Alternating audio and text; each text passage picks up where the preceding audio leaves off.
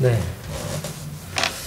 오늘 네, 교재를 맡은 주한석 형제입니다. 앞서 밴드에 자료를 올려드린 대로 오늘 침례에 대한 부분을 조금 나누기를 원합니다.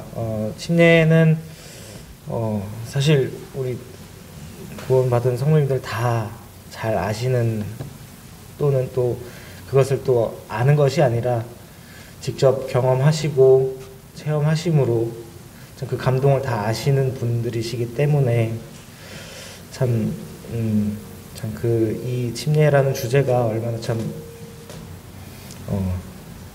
또 중요하고 또 무겁고 참 조심스럽게 다루어야 할 것이라고 생각을 합니다. 저는 침례에 대해서도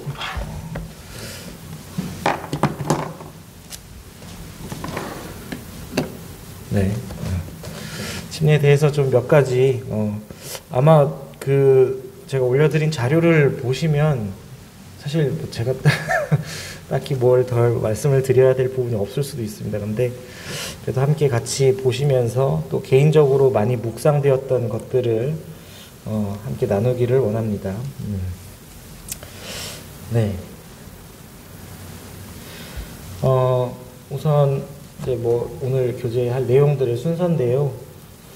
뭐 이렇고요. 뭐 제가 무엇이 궁금했었는지, 또 그리고 어원에 대한 부분을 먼저 좀 살펴보고, 또 침례에 대한 의미를 좀 살펴보는 시간을 갖겠습니다. 먼저 의문이라고 하는 것은 그냥 순전히 제가 개인적으로 가졌던 의문입니다. 저도 개인적으로 저는 이제 어려서부터 모임 가운데 자라나서 뭐 침례, 제 머릿속에 처음 침례를 본 건 제 어머니의 침례였어요. 제가 4살, 5살 때쯤으로 기억합니다.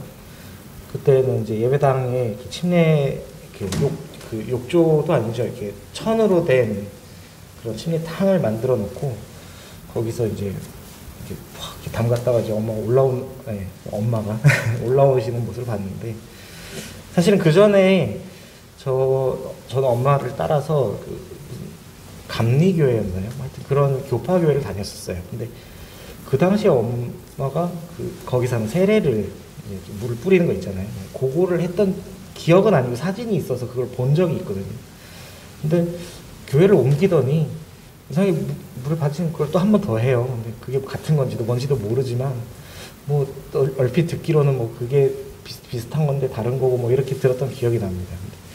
근데 점점 이제 자라나면서 뭐 이제 일반적인 기독교계에서 행해지는 어떤 약식, 세례, 물을 뿌리는 그런 것과, 또 우리가 굳이 이렇게 물 가운데 잠기는 침례를 하는 것이 무엇이 다른지, 이런 것들을 점점 배워 나가면서 했는데, 제가 어릴 때 듣기에는 이제 무엇이 다르냐라고 이렇게 들었을 때, 세례는 물을 뿌리는 거, 침례는 물에 잠기는 거, 이렇게 배웠습니다. 제가 침례에 대한 처음 이제 그 구분을 하는 것에 대해서 그렇게 배웠습니다. 그래서 물에 잠기는 것이 더 성경적이다. 왜냐하면 우리 말씀 가운데 예수님께서도 물에 내려갔다 올라오실세라는 말도 있고, 빌립이 이디오피아 내시에게 침례를 줄 때도 물이 있으니 내려가서 침례를 주고 왔다. 그리고 뭐 여러 가지 고전의 어떤 문서나 자료들을 볼 때 물에 잠기는 그 침례를 주었던 것이 본래 맞다라고 하는 것들을 배웠습니다. 그래서 침례가 맞다. 우리는 이제 말씀대로 실행하는 모임이니까 침례가 맞는 걸 해야 된다. 이렇게 처음에는 이제 배웠죠. 근데 이제 커가면서, 사실 커가면서라고 하기보다는 이제 사실은 몇 년 안 됐어요. 좀 이제 요즘 유튜브가 많이 발달이 돼 있기 때문에 유튜브에서 이제 그런 기독교 관련된 그런 영상들을 볼 때가 있습니다. 그러면은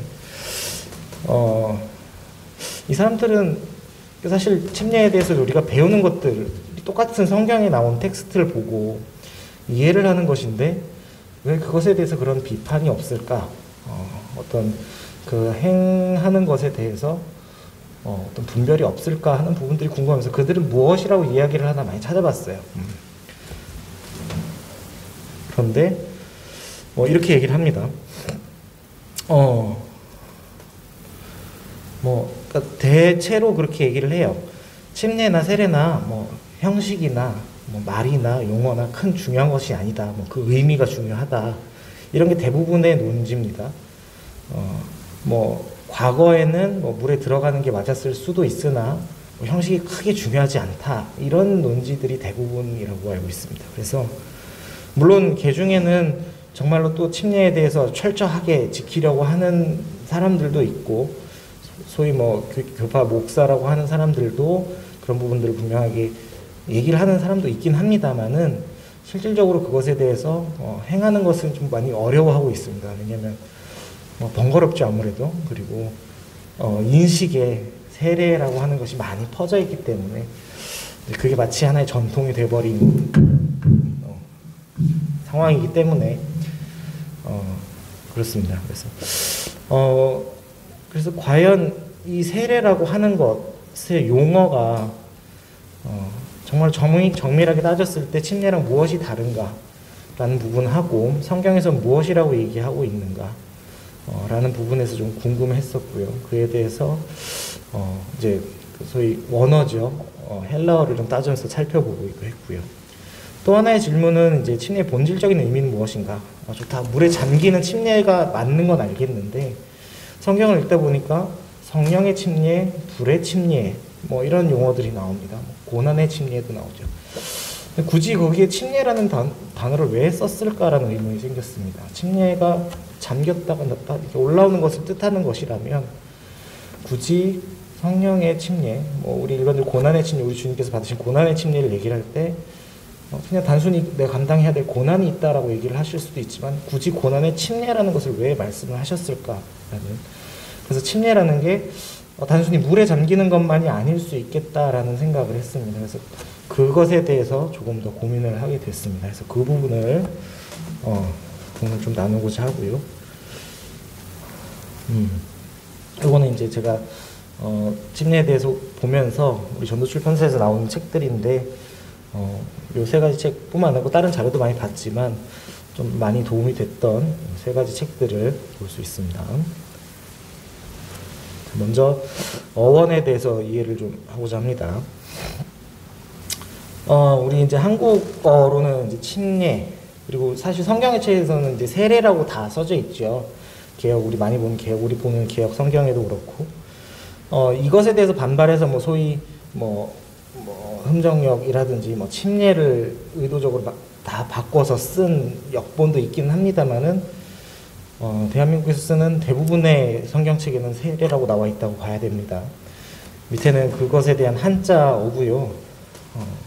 침례는 이제 물에 잠긴다라는 침자를 쓰고 있습니다. 세례는 씻는다라는 세자를 쓰고 있고요. 그래서 분명히 두 용어는 좀 간극이 있습니다.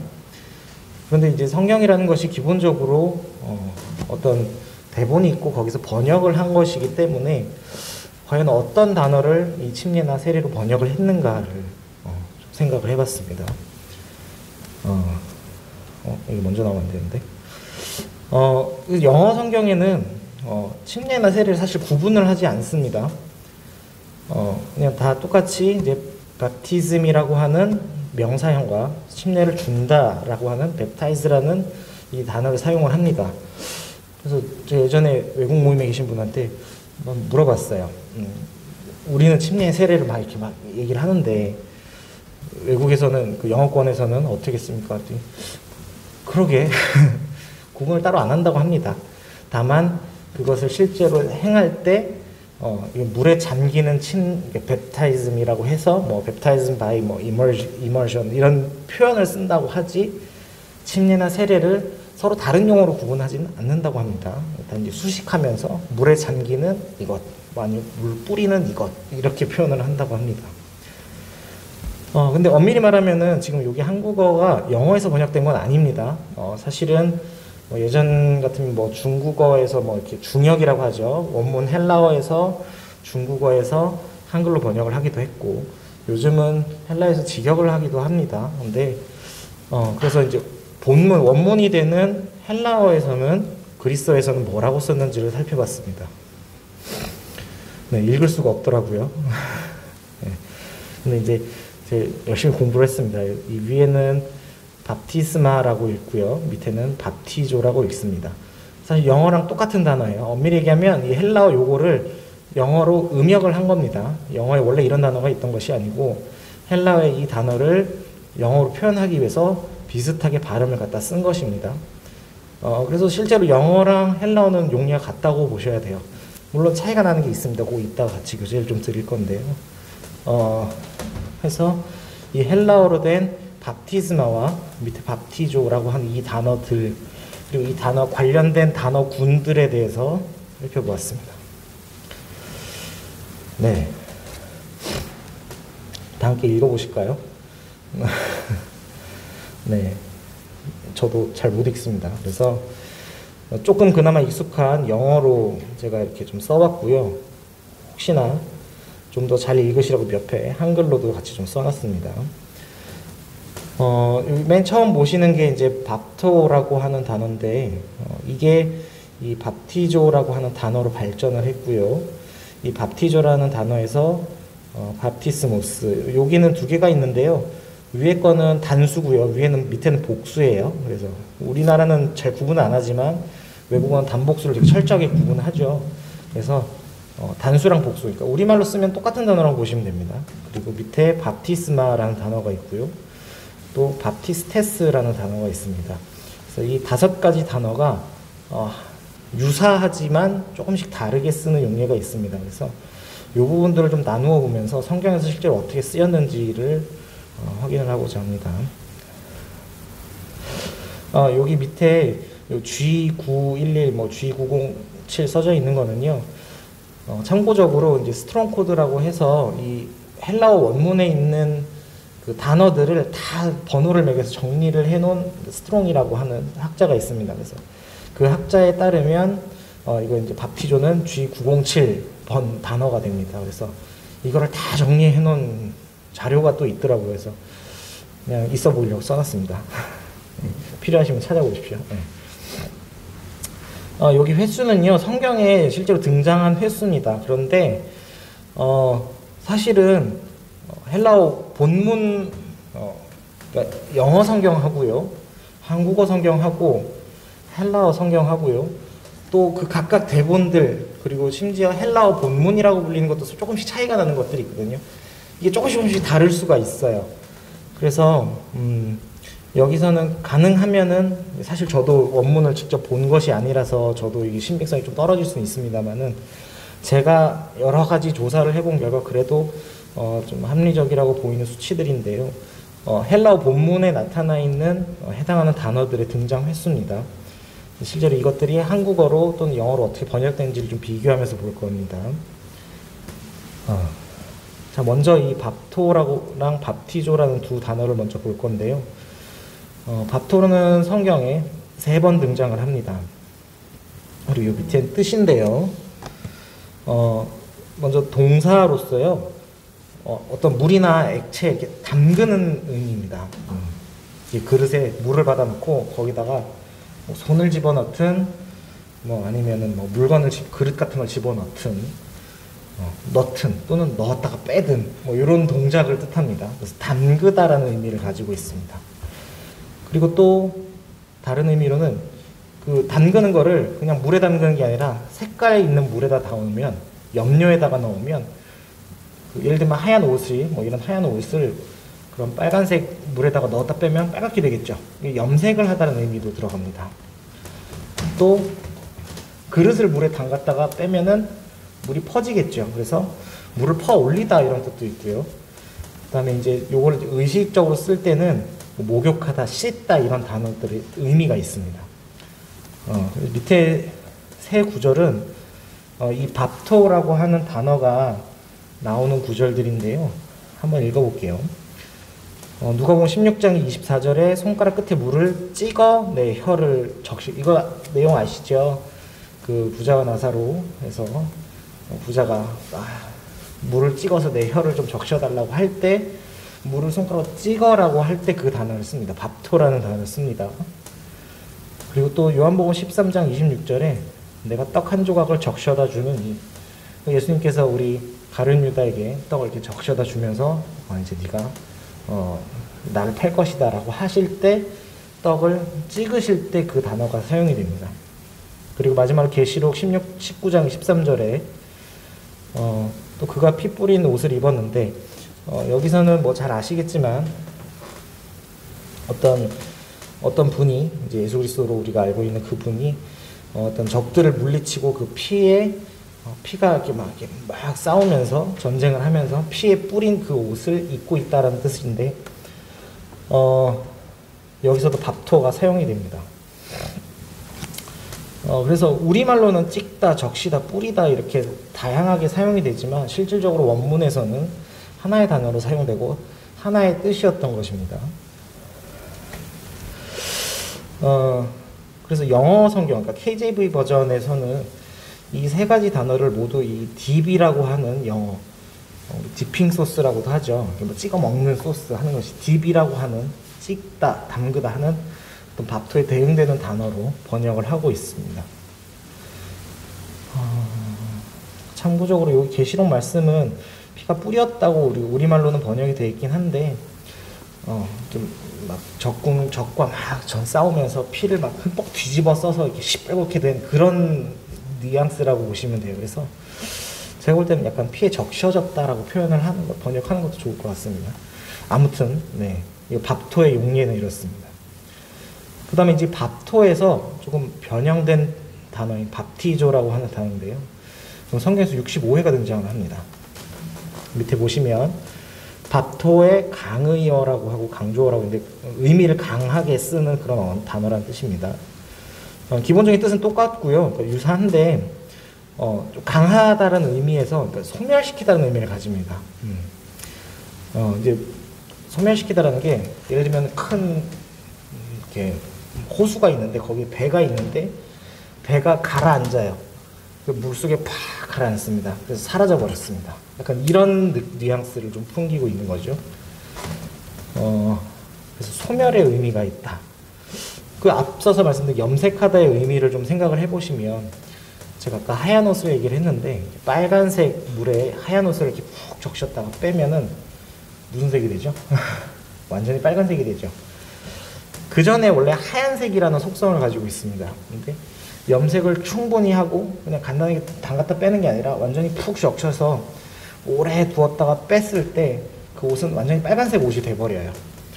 그 전에 있던 상태가 완전히 소멸을 해버렸고요. 새로운 상태로 변화를 했다는 의미를 찾을 수가 있습니다. 그래서 이 밥토라는 단어를 강조해서 말을 했을 때는 어떤 소멸과 또는 변화의 의미까지 좀 포함을 하게 됩니다. 이게 65회 사용됐다고 제가 말씀드렸는데요. 그 중에 63회는 침례를 주다 라는 단어로 씁니다. 영어로는 baptize라고 아까 처음에 말씀드린 그 단어고요. 그래서 말 그대로 침례가 됩니다. 그리고 두 번은 여전히 씻다라는 의미를 가지고 있습니다. 아까 제가 처음에 서두에서 침례 우리가 알고 있는 그 단어에 정말 씻다라는 의미가 없을까라고 의문을 가졌던 게 사실은 여기입니다. 실제로 성경에서 baptize라고 쓴 말에 씻다라고 번역이 된 것들이 있다라는 거죠. 원어에서는 그러니까 영어에서는 baptize라고 썼지만 그거의 원어에서는 이게 씻다라는 의미로 포함이 돼서 사용이 됐다는 겁니다. 두 가지가 있는데요. 마가복음 7장 4절에 물을 뿌리지 않고서는 그 다음에 누가복음 11장 38절에 예수께서 잡수시기 전에 손을 씻지 않는 뭐 이런 장면들이 나옵니다. KJV 버전에서는 이 두 가지를 모두 wash, 씻다라는 단어로 직접 번역을 했습니다. 그리고 우리말에서도 침례가 아닌 이런 두 가지 단어로 번역을 했고요. 그래서 우리가 알고 있던 대로 그러니까 밥티조라고 하는 그 단어에는 침례라는 단어가 물론 절대적으로 많긴 하지만 성경상에서는 일부 씻다라는 의미가 분명히 포함이 되어 있는 것은 분명합니다.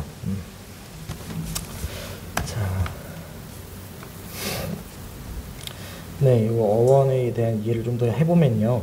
앞서서 저희가 살펴보았던 이 밥토와 밥티조라고 하는 단어는 공통점이 하나 있습니다.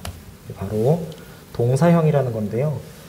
우리말에서는 사실 구분이 명확하진 않은 편이에요. 그러나 외국 단어에서는 동사형과 명사형을 굉장히 엄격하게 구분을 하고 있습니다. 그래서 무엇 행동을 하는 것은 하는 단어와 뭐 어떤 그것에 대해서 먹는다와 먹다는 분명히 구분되는 단어로 쓰이고 있습니다. 그래서 아까 살펴본 두 단어는 동사형인 거고요. 이제 지금부터 살펴볼 단어 세 가지는 명사형입니다.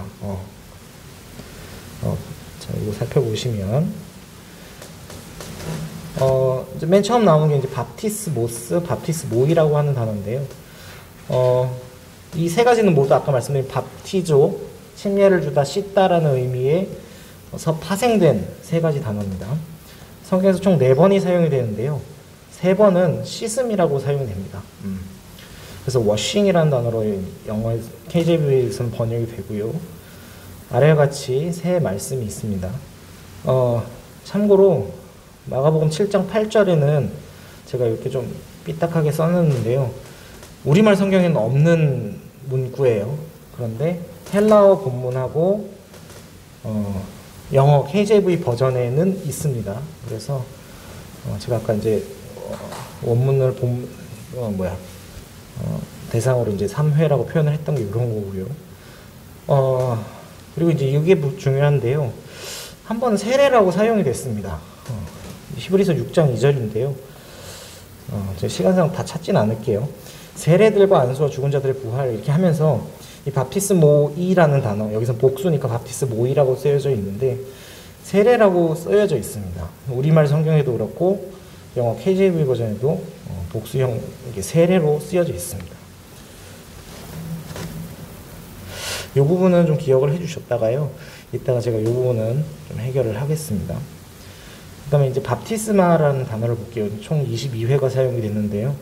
이거는 100% 침례라고 사용을 하고 있습니다. 침례 또는 세례로. 그리고 영어에서도 똑같이요. 그래서 밑에 해당 문구가 나오는 본문이고요. 참고로 여기 표현을 좀 보시면 마태복음 3장 7절 옆에 22장 22절과 23절에 괄호를 쳐놨는데요. 이거는 우리말 성경에는 없습니다. 이제 번역이 되지 않았고요.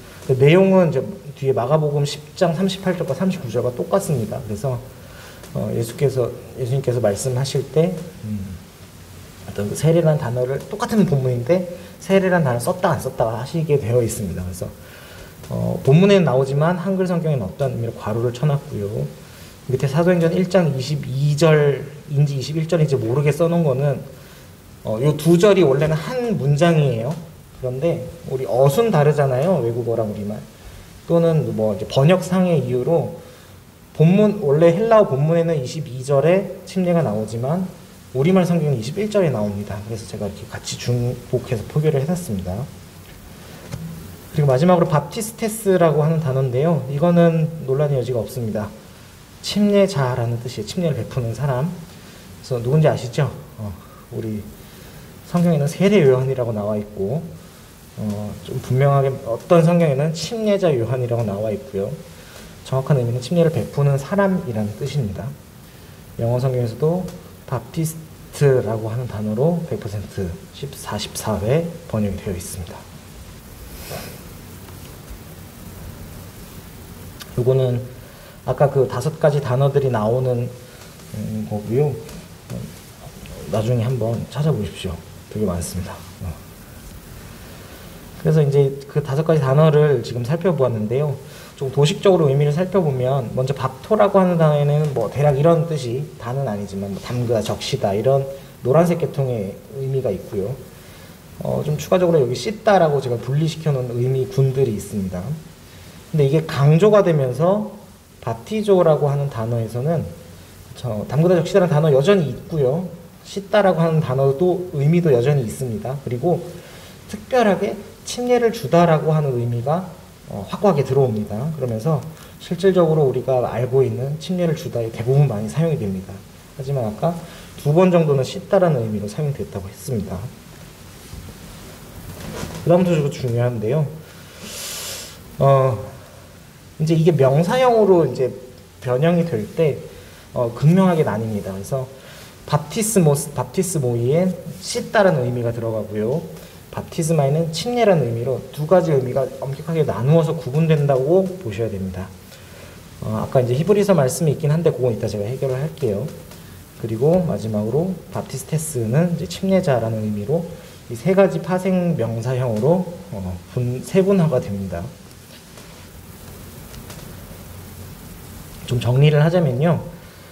먼저 침례로 번역되는 밥티조, 밥티스마라고 하는 단어는 밥토라고 하는 물에 담그다는 의미의 강조형이자 어떤 소멸의 의미, 변화의 의미를 포함을 하고 이전 상태로부터 완전히 달라진 그런 변화된다라는 의미를 가지고 있습니다.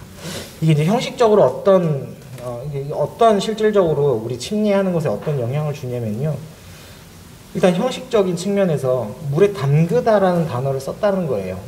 그래서 물을 뿌리다, 실제로 란티조라든지 립토라든지 하는 물을 뿌리다 또는 이렇게 살짝 물을 적시다 이런 단어들도 있거든요. 그런 단어가 쓰인 게 아니라 분명하게 물에 담그다라는 단어로서 침례가 파생되어 났다는 겁니다. 그래서 형식적으로 물에 잠그는 침례가 맞다라는 것을 여기서 단어로서 지지를 할 수가 있고요. 옆에 관수례라는 거는 약식으로 물을 이렇게 한 컵 들어서 들이붓는 거나 아니면 물을 뿌린 약식 세례나 이런 것들은 이 단어로서는 지지되지 않는다라는 겁니다. 그리고 의미와 상징적인 측면에서는요. 과거의 상태나 신분에서 그것들이 소멸하고 그것으로부터 벗어나고 완전히 새로운 상태로 변화됐다라는 의미를 이 단어에서 볼 수가 있는데요. 우리 기본적으로 이제 침례에 대해서 아실 때 우리가 이제 죽음과 부활에 대한 것을 우리가 상징을 한다라는 것을 분명히 알고 계시죠. 이전에 죄의 종로로 타던 그런 우리의 모습이 사라지고 주님의 새 자녀로서 그리스도인으로서 새 삶을 살아가겠다는 선언으로서 된다는 의미가 이 단어에서도 충분히 녹아져 있습니다. 말씀은 꼭 찾아보십시오. 네. 그리고 이제 밥티스마의 고유성이라고 제가 썼는데요. 아까 앞서서 이제 명사형으로 파생이 될 때 밥티스모스, 씻다라는 씻음이라고 하는 단어와 침례라고 하는 단어가 분명히 구분된다고 제가 설명을 드렸습니다. 그래서 밥티스마가 쓸 때는 절대 씻음이라고 번역이 되지 않습니다. 그리고 밥티스모스라고 쓸 때는 절대 침례로 번역이 되면 안 됩니다. 근데 한 번 있었죠. 히브리서 6장 2절. 그런데 아닙니다. 이제 그게 이제 3번인데요. 우리가 이제 익히 아는 대로 성경을 읽으실 때 사실 가끔 고민되시기도 하시나요? 성경에는 세례라고 나오는데 이걸 침례라고는 알고 있는데 성경을 바꿔서 읽으면 안 될 것 같기도 하다가 그렇다고 침례가 맞아 침례로 읽어야 되는데 그래서 침례로 읽으시고 세례로 읽으시고 이렇게 약간 혼동을 하실 때도 있으신 걸로 알고 있습니다. 사실 저도 좀 그럴 때가 있었고요. 근데 그래서 이제 모든 성경에 나온 모든 세례라고 하는 단어를 한글 단어를 다 침례로 바꾸면 되냐? 사실은 그건 아닙니다. 바로 이 히브리서 6장 2절 말씀인데요. 아까 앞서 설명드릴 때 제가 밥티스모이라고 하는 단어가 여기에 쓰이면서 원래는 4번 나오는 것 중에 3번은 씻음이고 1번은 세례들이라고 나오는 것인데 왜 이게 맞냐? 그 본문을 보면요. 이건 살펴보죠. 히브리서 6장 2절 같이 보실게요.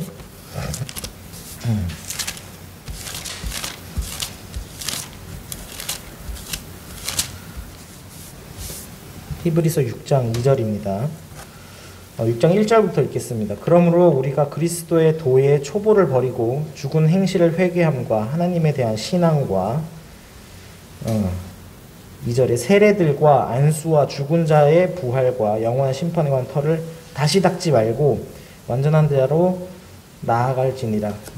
여기서는 세례들이라고 표현을 함으로써 우리가 그리스도인으로서 첫 순종의 표현으로서 사는 우리 물에 잠기는 그 침례를 뜻하는 것이 아니고요.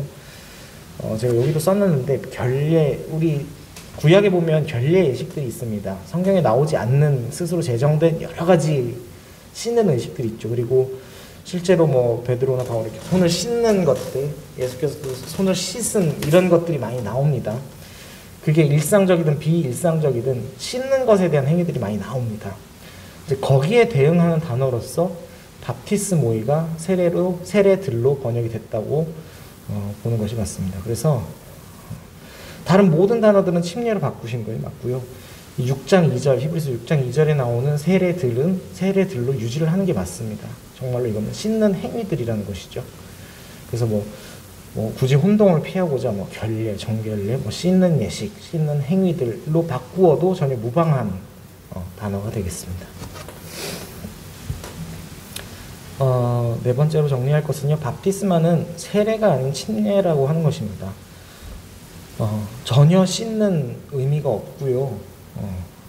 말 그대로 물에 잠그어서 소멸되고 변화되는 것을 상징하기 위해, 뜻하기 위해서 쓴 고유한 단어라는 것입니다. 말 그대로 이제 침례가 되는 건데요. 어원에 따라서 이제 아까 살펴본 바대로 이해를 할 때 침례와 세례는 분명히 구분되는 용어고 따로 사용을 해야 되는 용어입니다. 세례가 없다고 부정은 하진 않겠습니다만은 분명히 다른 단어인 것이죠. 그리고 이제 한 가지 더가 있는데요. 단지 물에 잠기는 의미로서의 침수를 뜻하는 침자가 아니라는 거죠. 아까 말씀드린 대로 소멸과 변화, 우리가 예수 그리스도의 죽으심과 부활하심에 합하여 그것의 침례를 받았을 때 우리는 이전에 어떤 우리의 모든 성품과 그런 것들이 버려지고 새로운 성품을 얻게 되는 겁니다. 새로운 신분을 얻게 되는 겁니다. 그러한 의미를 생각을 했을 때 이 침례라고 하는 단어는 침자를 이제 사전에 찾아보셔도 그렇고요. 담그다라는 뜻이긴 한데요. 단지 물에 담근다라는 의미가 아니고 뭔가 변화된다는 의미로서의 물에 잠기어서 새롭게 변화된다는 의미의 침자가 되는 겁니다. 그래서 이 침례라는 의미도 침수를 뜻하는 것이 아니라 조금 더 한 단계 더 들어간 침례라는 단어가 된다는 것이죠. 그리고 비단 단어적으로만 나타나는 것이 아니고요. 잘 아시는 말씀, 이 부분을 같이 보겠습니다. 제가 일부러 다 써놨는데요. 베드로전서 3장 21절 제가 읽겠습니다. 물은 예수 그리스도께서 부활하심으로 말미암아 이제 너희를 구원하는 편이 곧 침례라. 이는 육체의 더러운 것을 제하여 버림이 아니요 하나님을 향한 선한 양심의 간구니라. 여기서 침례에 대해서 이제 앞에 내용들은 좀 부가적인 게 있지만 좀 건너가고요. 제가 빨간색으로 써놓은 것만 봐주시면 침례에 대해서 이것은 육체의 더러운 것을 제하여 버리는 것이 아니라고 합니다. 육체의 더러운 것을 제하는 것, 곧 씻는 것, 나를 정결케 하는 것이 아니고 우리 하나님을 향한 선한 양심의 간구라고 하는 겁니다. 여기서의 양심은 어떤 가치 판단이 아닌 어떤 우리의 쫓고자 하는 부분, 우리의 마음이라고 이해를 하셔도 괜찮은데요. 우리가 그전에는 죄의 종로로 타던 자였으나 우리 주님을 접하였을 때에 주님의 죽으심을 보았고 또 그것을 이겨내시고 승리하신 것을 보았을 때에 우리는 주님을 바라보게 되고 새로운 신분으로 살아가게 됩니다. 그리고 그렇게 하겠다고 또 그렇게 되겠다고 또 주님을 향한 우리의 구원을 이루어 가겠다고 하는 하나님을 향한 선한 양심의 간구의 표로서 우리는 침례를 행하는 것입니다. 단지 죄를 씻는 것이 아니고요. 제가 앞서서 이제 기독교 유튜브 같은 얘기를 좀 했잖아요. 대부분 씻는 얘기를 많이 해요. 죄가 씻긴다. 이걸 해야 죄가 씻어진다. 그래서 아이들도 자꾸 이렇게 말 못하는 애들도 갖다가 또 물에 집어넣어가지고 막 집어넣진 않죠. 또 물 뿌리죠. 막 해가지고 자꾸 뭔가 죄를 씻어내려고 하고 깨끗하게 되려고 하고 막 이렇습니다. 침례의 행위로서. 그런데 분명히 여기 성경에서 이야기를 하고 있습니다. 침례로서는 도저히 육체의 더러운 것을 제하버릴 수 없다. 그리고 침례를 하는 것은 주님을 향한 우리의 선한 양심의 간구다라고 표현을 합니다.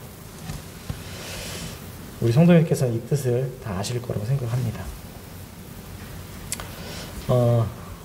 시간이 많이 지나가네요. 침례의 의미를 조금 더 살펴보겠는데요. 앞서서 말씀드린 의문 중에 하나가 물에 잠기는 침례는 이해를 하겠는데 이제 고난의 침례, 성령의 침례, 불의 침례라고 하는 게 무슨 뜻일까? 성령에 풍덩 빠졌다가 나오는 것, 이게 좀 말이 안 맞잖아요. 이제 앞서서 좀 설명을 하면서 또는 이미 아시는 바대로 침례의 의미가 이제 있는데요. 요거를 조금 더 이제 자료들을 통해서 좀 보겠습니다. 여기 침례의 종류라고 8가지를 분류를 했는데요. 실제로 신약 성경에 나오는 설명을 위한 침례가 아닌 실제로 행해지는 침례, 실질적인 침례들을 이제 적어 놓은 거고요. 요거는 이제 우리 횃불 주석 아시죠? 요한복음 상권 125페이지에 나옵니다.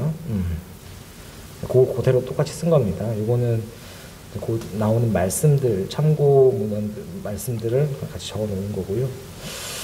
요거는요, 그 8가지 분류를 제가 좀 임의로 좀 뒤섞었습니다. 해서 좀 차이를 좀 보려고 하는데요. 먼저 맨 첫 번째 나오는 이제 모세와 이스라엘 백성이 받은 침례라고 이제 고린도전서에 나오죠. 10장 2절에. 요거는 실제로 침례, 우리가 아는 그런 물에 잠겼다 나오는 그런 침례는 아니고요. 엄밀히 얘기하면 모형으로서의 이제 설명이라고 보시면 됩니다.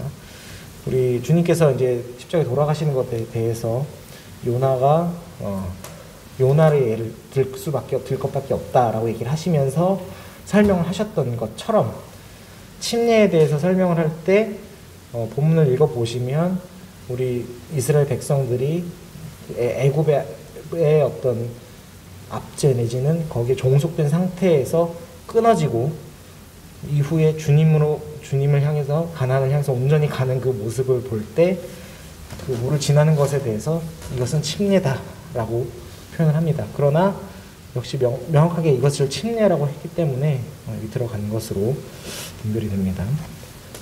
그리고 이제 먼저 요한의 침례와 예수께서 베푸신 침례라고 되어 있는데요.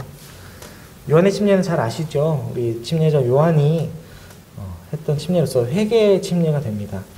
여기 나온 성경 말씀들은 모든 말씀들을 포함하는 것이 아닙니다. 그냥 제가 시간이 많이 없어서 손이 가는 대로 적어 놓은 것이기 때문에 추가로 더 풍부한 어떤 말씀들을 위에 덧붙여 주시면 감사하겠습니다.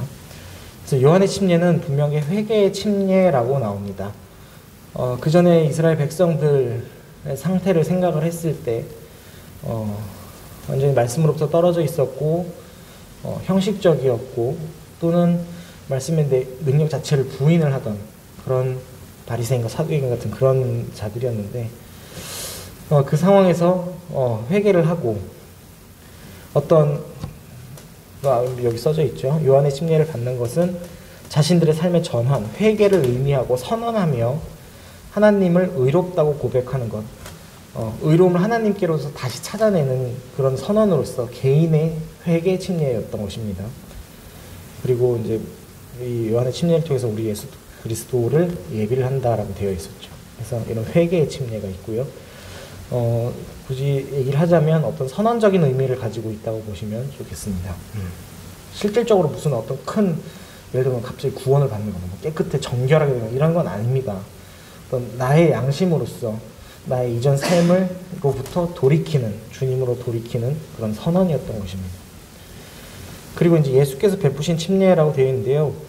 본문과 사복음서 가운데 요한복음 3장 22절에만 나옵니다. 그래서 이 부분은 아무 앞뒤 설명이 없이 그냥 예수께서 침례를 주시는데 실제로 침례를 베푼 건 제자들이었다. 이렇게만 딱 두 줄이 나옵니다. 근데 사실 명확한 의미가 나타나진 않고 있어요. 그런데 제 개인적으로 추정 분별하기로는 어떤 요한의 침례와 같은 의미이지 않을까라고 생각을 합니다. 실질적으로 성령께서 사역을 내려오시기 전이기 때문에 어떤 이후에 설명드릴 어떤 실질적인 침례의 사역이라고 보기엔 좀 어렵지 않을까라는 생각을 합니다. 그래서 우리 주님께서도 똑같이 회개하라, 천국에 올 것이다라고 하시는 그 상황을 이런 것이라고 분별합니다. 그 다음에 이제 중요한 건데요. 예수 그리스도의 침례, 그러니까 우리 주님께서 받으신 그 침례, 침례를 베풀던 요한 앞에 나아가서 받으셨던 그 침례인데요. 이 부분은 우리 말씀 같이 보면서 읽기를 원합니다. 마태복음 3장을 보겠습니다.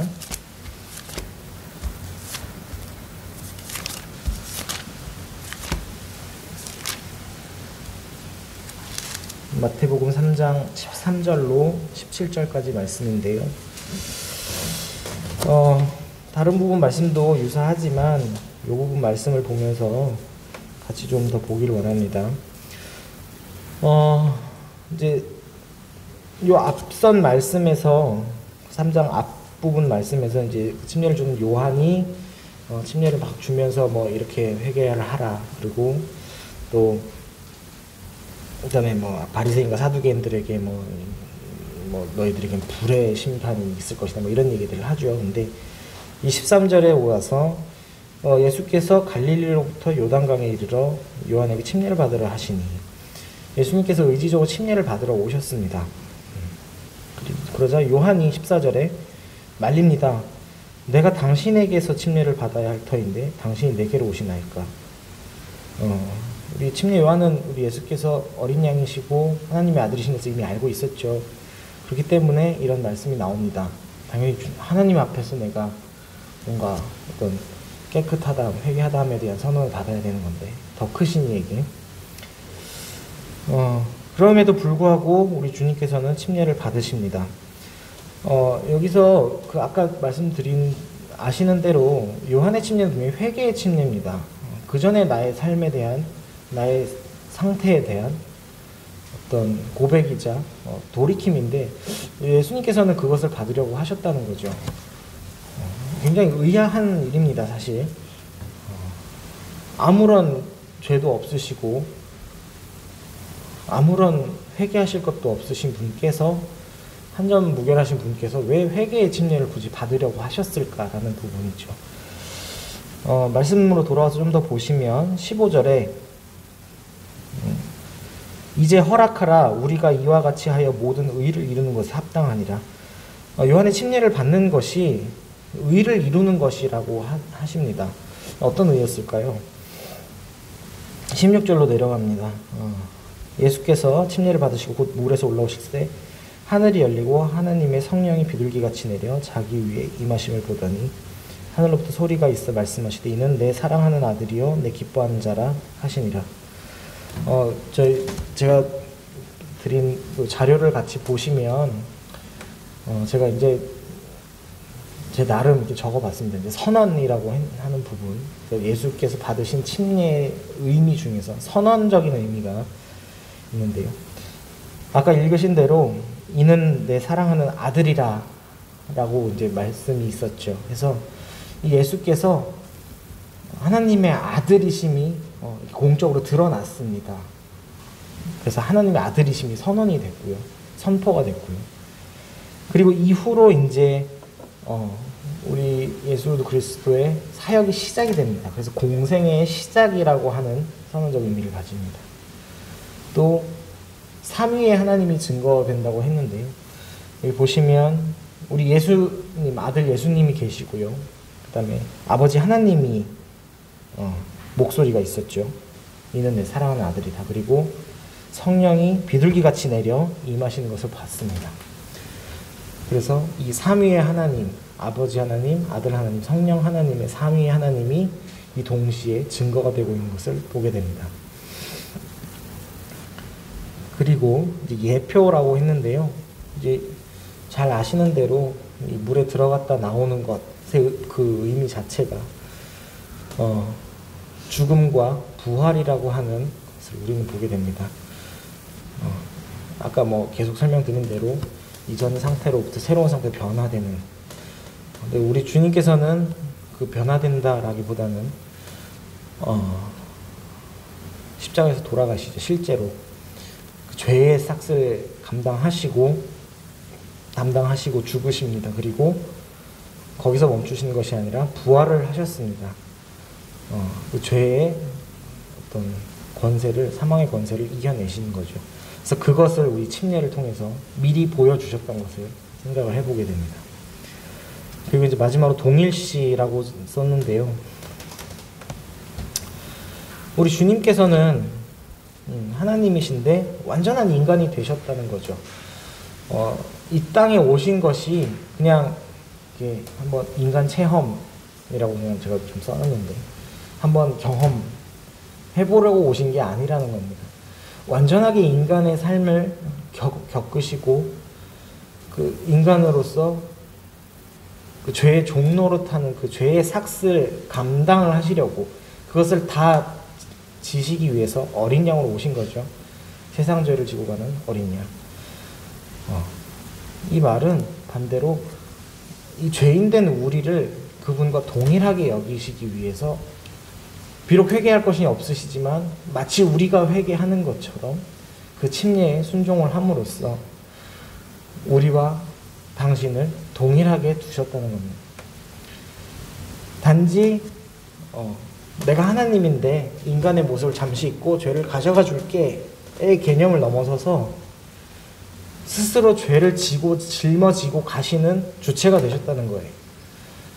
당신이 내가 죄를 다 짊어지고 가겠다. 너 옆에 있는 거 내가 그냥 없애줄게의 개념이 아니라 내가 이것을 너희를 대신해서 내가 짊어줄게. 너의 회개를 내가 대신 짊어줄게. 너의 어떤 그 전 삶의 그런 그 무게를 내가 다 지고 가줄게 라는 의미로 우리 인간과 동일한 침례를 순종을 하셨다는 겁니다. 동일한 회개의 길을 걸으셨다는 겁니다. 제가 체휼이라고 썼는데요. 요즘은 잘 못 들어본 단어긴 합니다. 실제 성경에 없는 단어다 보니까. 그런데 이걸 체휼이라고도 표현을 하죠. 그래서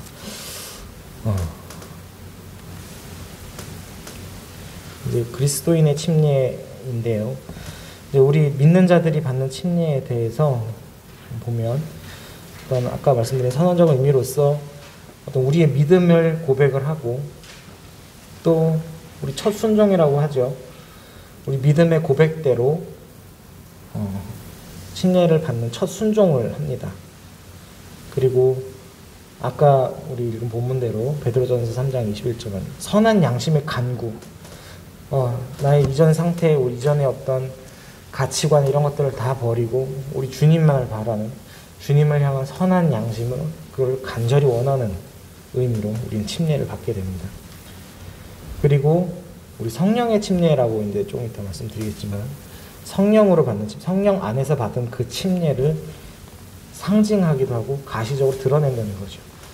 우리 구원을 받을 때 사실은 침례가 우리 구원의 필수 요소는 아니죠. 비록 침례를 받지 않았다고 할지라도 우리는 주님의 교회에 영접이 될 수가 있고 천국에서 같이 볼 수도 있는 거고 주님의 자녀가 될 수도 있습니다. 다만 그것은 본인이 가지고 있으면 그 누구도 알 수가 없습니다. 물론 그래서 그것을 우리는 침례를 통해서 우리는 볼 수가 있습니다. 나는 주님의 말씀에 순종하여 하는 삶을 살겠습니다. 선한 양심을 간구하며 살고 싶습니다. 우리 주님을 따라가고 싶습니다라는 의미로서 우리는 물의 침례를 받게 되고 순종을 하게 되면 우리는 그것을 볼 때에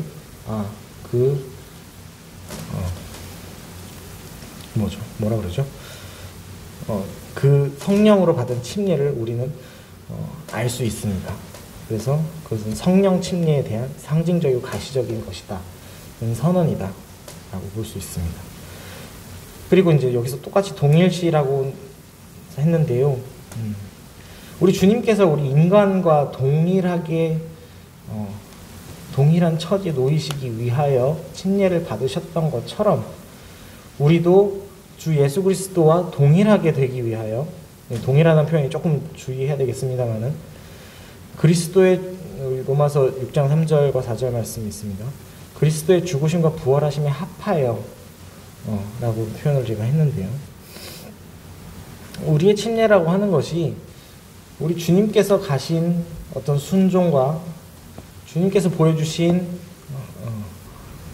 순종과 주님께서 가신 그 길에 대해서 온전히 나도 그 길을 따라가고 싶습니다. 주님께서 보여주신 것을 그 본을 따라가고 싶습니다. 라고 우리는 침례를 받게 됩니다. 앞서 말씀드린 선한 양심의 간구, 순종 동일한 내용이긴 한데요. 좀 더 본질적으로 볼 때 우리 주님께서 침례를 받으셨기 때문에 우리도 침례를 받으시는 겁니다. 우리 주님께서 돌아가시고 죽으시고 부활을 하셨기 때문에 우리도 거기에 동참을 하게 되는 겁니다. 우리의 침례는 그러한 의미를 가지고 있습니다. 마치 우리 죄를 직접 짊어지시고 죄에 대해서 죽으시고 그러나 그것을 이겨내셨던 것처럼 우리의 침례도 그와 같은 우리 주님의 부활에 죽으심과 부활에 동참을 하는 침례를 받게 됩니다.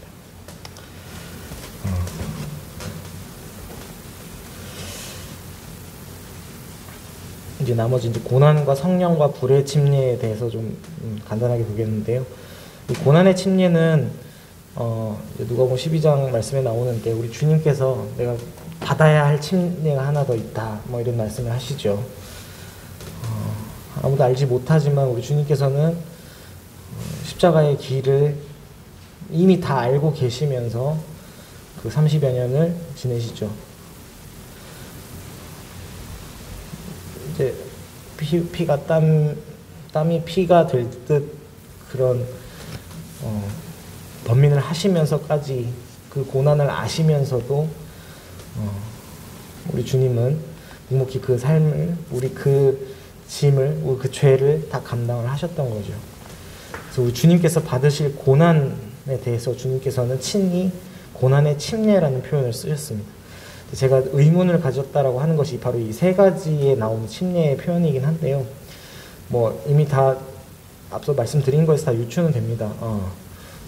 그 완전하게 그것에 잠기는 상태라는 의미로 이제 고난을 온전히 감내하시는 것. 하나님이시기에 이건 전혀 비성경적인 얘기지만 하나님이시니까 고통을 당하는 약간 그런 것이지 않았을까? 실제로는 안으로는 금강불개를 해서 전혀 이런 얘기 하는 사람도 있습니다. 실제로. 근데 전혀 그게 아니시라는 거죠. 완전하게 연약하게 부서질 수밖에 없는 육체를 입으시고 주님은 그 고난에 완전히 파묻히셨던 겁니다. 그래서 그 침례, 고난의 침례라고 표현을 하셨던 거죠. 그래서 진실로 죄인을 대신해 그런 흉내를 내는 것도 아니고 일부분만 하는 것도 아니고 완전하게 그리고 나 개인, 모든 인간과 인류의 그런 고난과 죽음을 스스로 혼자서 다 감당을 하십니다. 그래서 고난의 침례라고 표현을 하시죠. 그리고 성령의 침례는 고린도전서 12장 13절이나 여러 군데서 나오는데요. 마태복음에도 나오고요.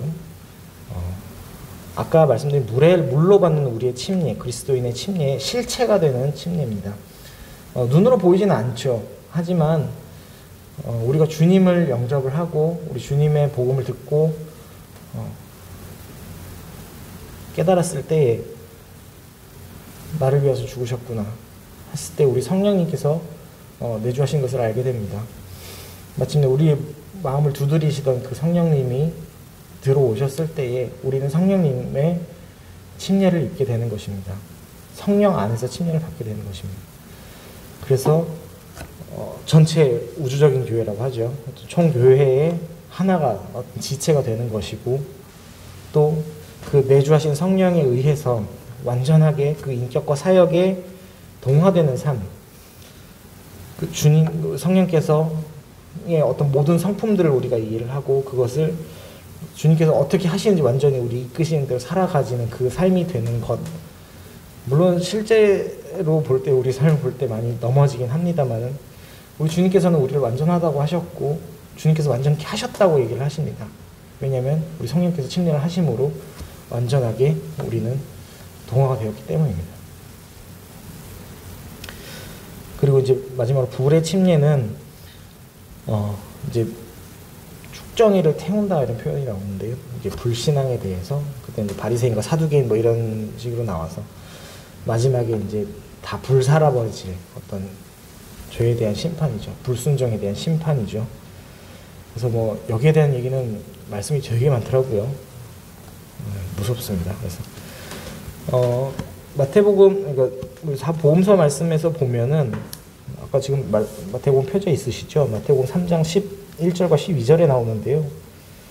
11절 보시면 하반절 마지막 줄에 그는 성령과 불로 너에게 침례를 베풀 것이요 12절에 손에 키를 들고 자기의 타작마당을 정하게 하사 알곡은 모아 곡간에 들이고 쭉정이는 꺼지지 않는 불에 태우시리라. 이 불의 심판, 불의 침례를 우리는 여기서 볼 수 있게 됩니다. 굉장히 두려운 말씀입니다. 마찬가지로 완전하게 소멸되는 이미지를 생각할 수도 있고요. 더 이상은 회복이 불가능한 상태로 심판을 받는다는 거죠. 단순히 질책이 아닙니다. 회복의 여지가 있는 심판이 아닌 것입니다.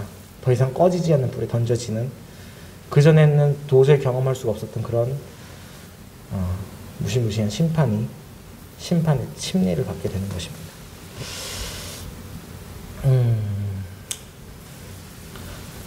이거는 제가 정리를 하다가 못 뺀 장면 같은데요. 오늘 살펴본 것들은 이제 밥티조와 밥티스마에 대한 것이고, 그다음에 제가 좀 보면서 이 동일시라고 하는 부분에 대해서 참 주님께 많이 감사가 됐습니다. 그래서 여기에 좀 따로 적어놨었습니다. 네. 그리고 이제 마지막으로 이제 요거는 제가 정리를 다 미처 못했는데요. 실질적으로 침례가 그럼 왜 그 사람들은 침례를 세례라고 부르며 침례를 씻는 것이라고 굳이 얘기를 하는지, 또는 왜 물에 잠그지 않고 뭐 물을 뿌리거나 붓거나 뭐 이렇게 뭐 찍어버리거나 이런 행위들을 하는지에 대해서 역사적으로 어떻게 변천되어 왔는지를 정리를 하다가 다 못했습니다. 그래서 이건 참고만 해주시고요. 그러나 되게 가슴 아프게도 이제 위에 보시면 뭐 유스티누스 뭐 이런 사람인데 시기가 기원 후 100년입니다. AD 100년인데 우리 첫 복음서가 이제 마가복음 신약 성경이 아마도 90년쯤에 아마도 쓰여졌다고 기억을 합니다. 그런데 이 AD 100년에서 65년 바로 다음 세대죠. 그때도 벌써 이미 침례는 죄를 씻는다라고 주장을 하는 견해가 있었던 거예요. 견해가 아니죠. 하여튼 그런 나쁜 말들이 있었다고 합니다. 그래서 참 안타깝게도 분명히 성경을 보았지만 이것을 영적으로 분별하지 못함으로써 굉장한 많은 오류를 겪고 진리로부터 벗어나는 것을 보게 될 때, 비록 사람의 입으로 좋은 의미를 부여하고 쓰지는 모르겠지만 그 침례를 줌으로써 마치 죄가 씻어지는 것처럼 보이는 게 좋아 보일진 모르지만 분명히 주님께서는 그런 의미로 쓰시지 않으셨다는 거고, 그것은 명백하게 말씀 가운데 드러나고 있습니다. 마지막 슬라이드는 잘 아시는 말씀들이지만 이 세대 가운데서 본받지 말아야 될 것이 있고, 우리 주님께서 과연 무엇을 기뻐하시는지, 어떤 그런 선한 것, 주님 앞에서 옳은 것, 또 주님의 뜻에 합당한 것을 분별해서 또 우리의 이해와 또 실행이 온전해지고 또 끝날까지 이르기를 바라는 마음이 있습니다. 마지막으로 이제 베드로전서 3장 21절에 하나님을 향한 선한 양심의 간구, 첫 침례에서 느꼈던 그 감동과 주님을 향한 그 뜨거운 마음을 기억을 하면서 교재를 준비를 했습니다. 감사합니다.